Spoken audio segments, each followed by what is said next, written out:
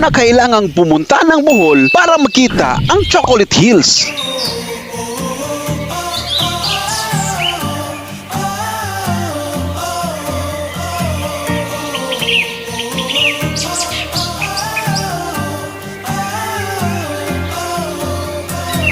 Ito ang Mini Chocolate Hills ng Maloco, Manolo Fortich, Bukidnon.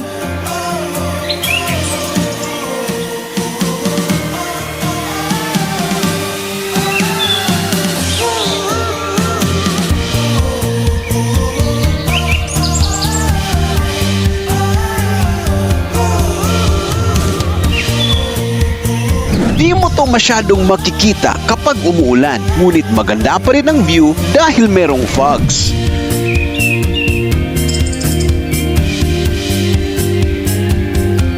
Pero disclaimer lang, hindi to kasing perfect ng Chocolate Hills ng Bohol. Ngunit bibigyan ka nito ng glimpse on how the Chocolate Hills look like. Kaya arat na at gumala sa Mini Chocolate Hills ng Bukidnon.